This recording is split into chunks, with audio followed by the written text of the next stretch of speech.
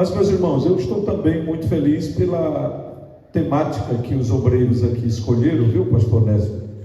Quando o senhor me passou aí as sugestões de temas e subtemas que foram escolhidos por este momento, e o pastor Ivan já fez a leitura aqui, né, do texto de 1 Timóteo capítulo 4, e eu vou pedir que você abra a sua Bíblia nesse texto. Eu sei que a maioria tem a apostila em mãos. Quem tem a apostila? Faz assim? É a maioria, graças a Deus. Ok, parabéns aí pela organização, pela logística. Para mim, coube ministrar dois assuntos. Eu vou logo descrever para você poder entender aqui por onde vou seguir na ministração dessas duas plenárias.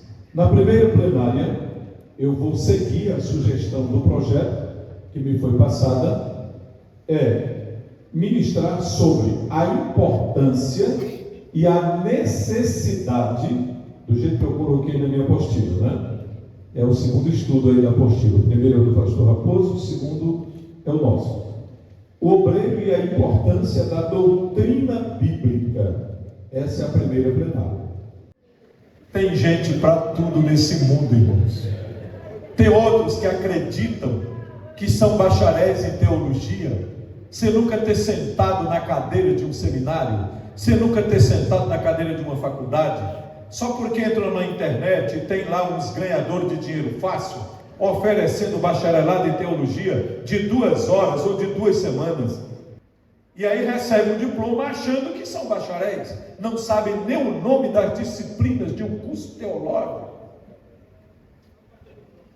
É só para ter o diploma, para dizer que tem o diploma, mas na verdade eles nem sabem o nome das disciplinas que compõem um bacharelado em teologia, ou um básico em teologia, um médio em teologia, muito menos ainda se falar em uma pós-graduação, lato sensu ou estrito sensu, se falar no mestrado, no doutorado, no PhD, não sabe nem o que é, mas tem um título, porque comprou facilmente aí na internet.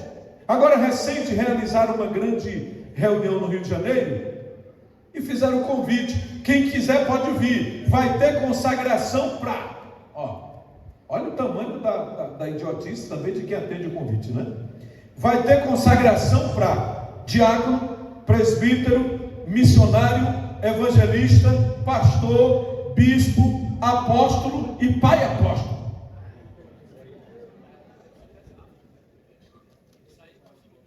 Aí tem gente que acredita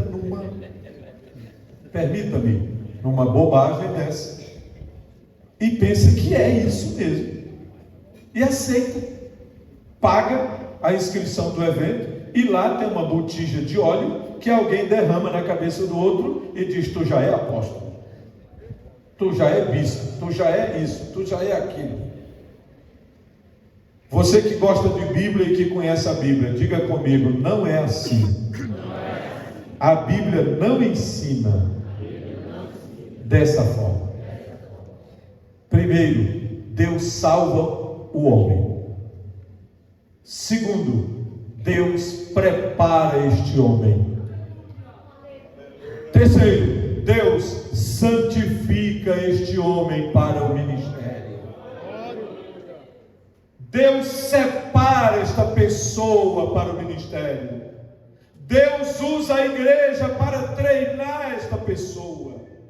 Esta pessoa vai se alimentar da doutrina, vai aprender a doutrina, vai crescer na doutrina, vai se desenvolver na doutrina.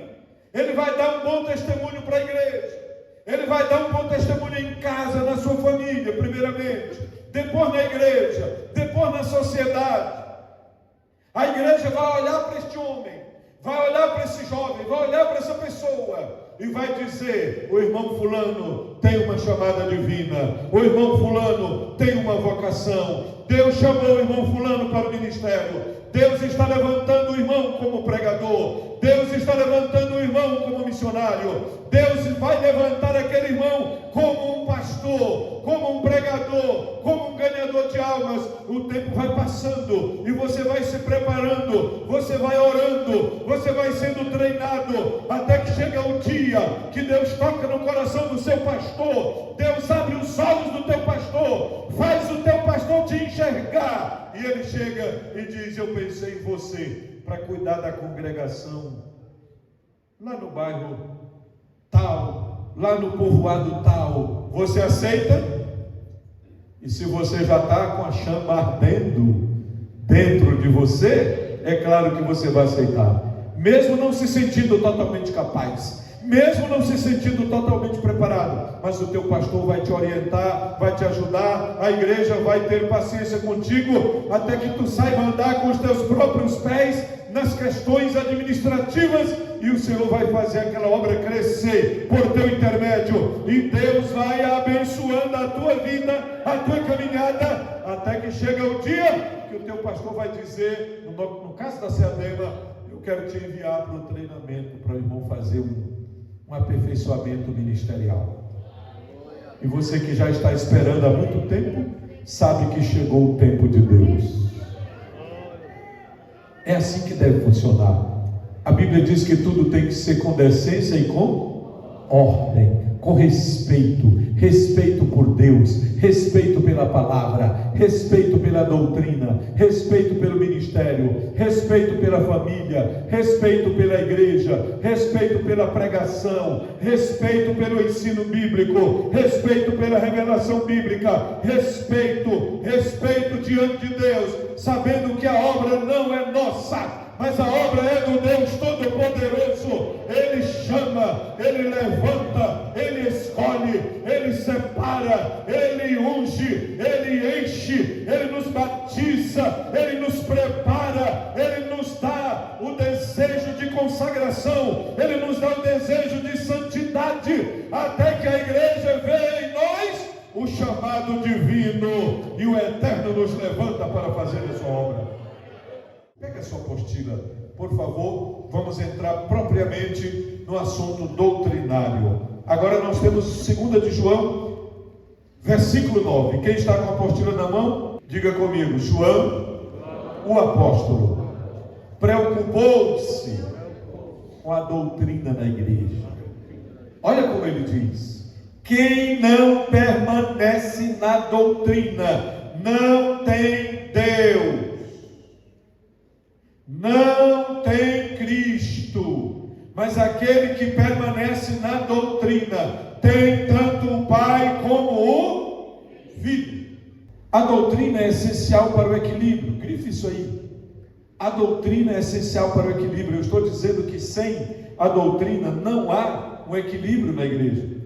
Costumo dizer que a doutrina bíblica é uma questão de vida ou morte, pois somente o verdadeiro conhecimento de Deus e de sua palavra tem o poder de conferir verdadeira vida espiritual para o cristão individualmente, bem como para a igreja enquanto corpo local de crentes que amam, adoram e servem a Deus.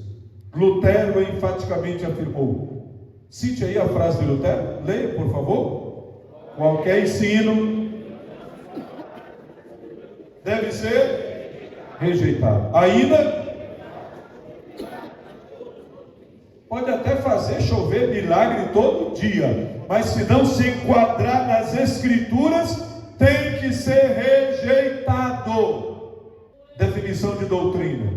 As palavras gregas para doutrina no Novo Testamento são didac, ou didascalia, que significa ensino.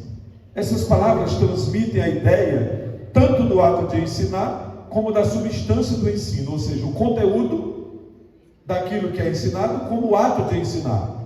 A primeira, a palavra didac, alguns chamam de dash, aparece para indicar os ensinos gerais de Jesus. Vamos ler o que diz Mateus 7:28, todos juntos. E aconteceu que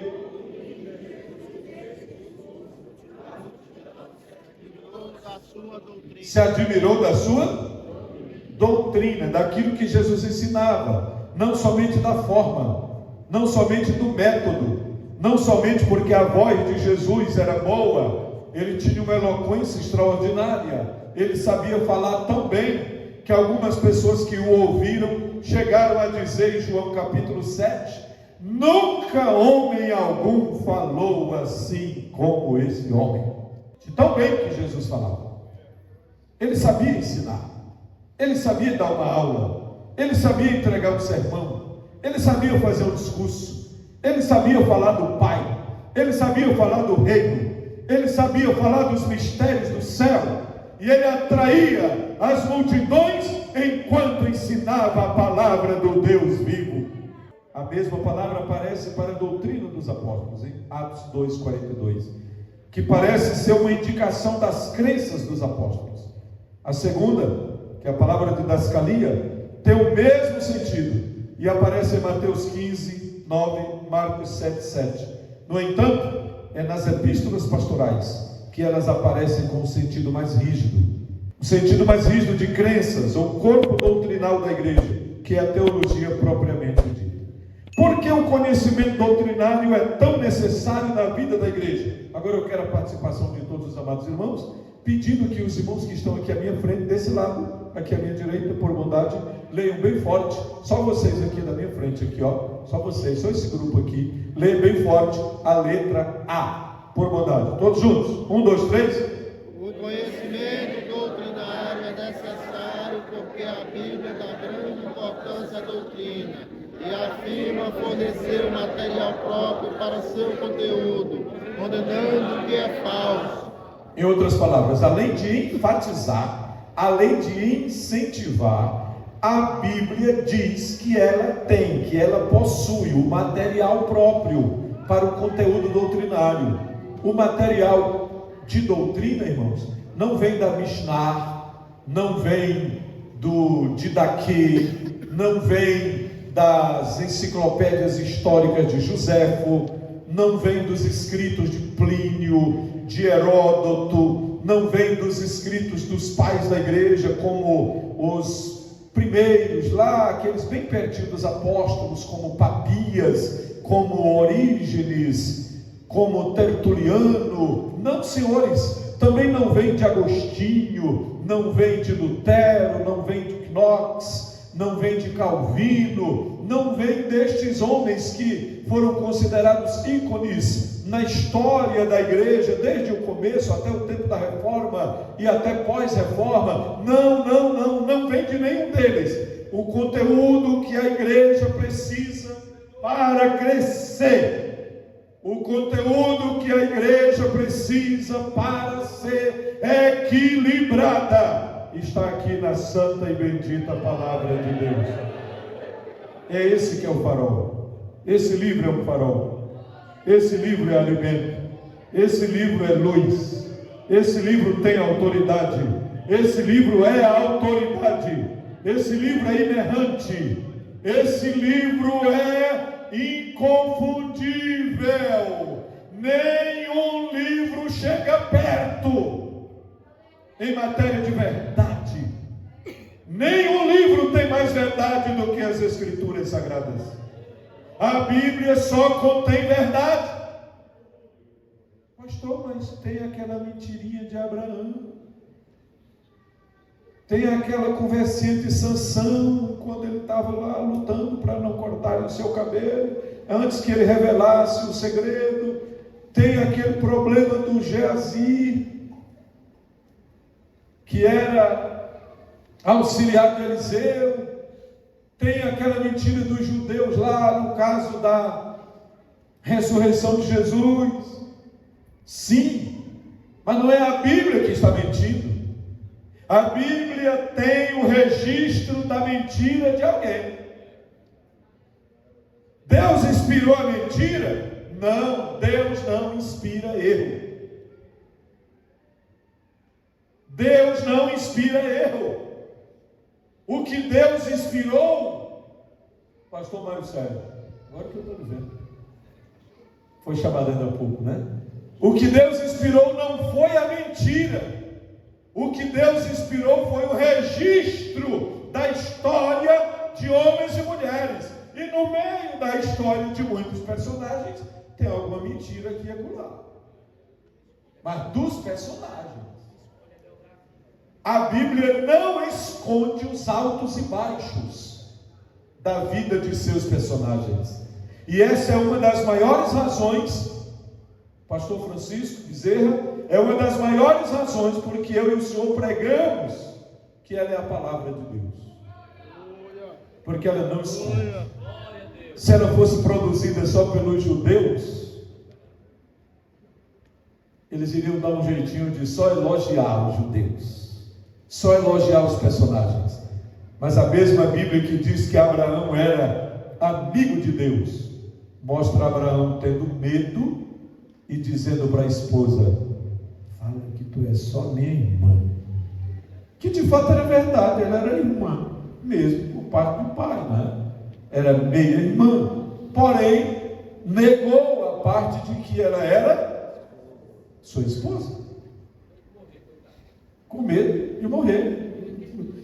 O dono está defendendo ele aqui, claro, com medo de morrer. Pois é, a mesma Bíblia que diz que Davi era um homem segundo o coração de Deus, não esconde o adultério dele com Batseba, e não esconde o crime dele com relação a Urias. É a mesma Bíblia. A mesma Bíblia que mostra Pedro se levantando no dia de Pentecostes e pregando com tanta autoridade e orando por 3.000 pessoas que se convertem a Cristo Jesus. É a mesma Bíblia que mostra Pedro, alguns dias antes, negando o seu Senhor, dizendo: eu não conheço esse homem. Quem é esse aí? Nunca vi. Esse aí? Não. Mas a tua voz parece com a dele. O teu sotaque parece com o dele. Um dia desse vocês estavam juntos lá na beira do mar da Galileia. Não, você está louca, moça, olha. Não era eu. Medo de morrer também. O que está dizendo aqui? Mas a mesma Bíblia, que é a eterna palavra de Deus, inspirada pelo Espírito Santo, mostra que aquele homem tão falho, aquele homem limitado, que até negou o seu mestre, depois que ele passou por aquele encontro com Jesus, e Jesus lhe perguntou 3 vezes: tu me amas? Tu me amas? Tu me amas? Quando ele responde: sim, Senhor, tu sabes de todas as coisas. Sabe o que ele estava dizendo? Tu sabes de tudo, Senhor, inclusive tu sabes que eu te neguei há poucos dias. Tu sabes de todas as coisas, mas tu sabes também que aqui no meu coração, no meu íntimo, no mais profundo do meu ser, tu sabes que eu tenho amor por ti, que eu temo a ti, que eu te adoro, que eu quero te servir, que eu quero ser teu servo, que eu quero ajudar na tua obra. Quando Jesus vê a sinceridade do seu coração, o mestre dos mestres declara, o pastor dos pastores declara: apacenta os meus cordeirinhos, apacenta as minhas ovelhas. E logo depois que ele é cheio do Espírito Santo, no dia de Pentecostes, ele tem coragem de olhar para a multidão e ainda diz: autoridades do povo, fiquem sabendo que este movimento aqui não é embriaguez como vocês estão pensando. O que está acontecendo aqui é que o profeta Joel havia dito, é o que ele havia profetizado nos últimos dias. Diz Deus, diz o Senhor: derramarei do meu espírito sobre toda a carne, vossos filhos e vossas filhas profetizarão, vossos jovens terão sonhos, vossos velhos terão visões, e até sobre os meus servos e as minhas servas derramarei do meu espírito, antes que venha o grande e terrível dia do Senhor. Aleluia! E é esse homem que se levanta, e é esse homem que Deus usa.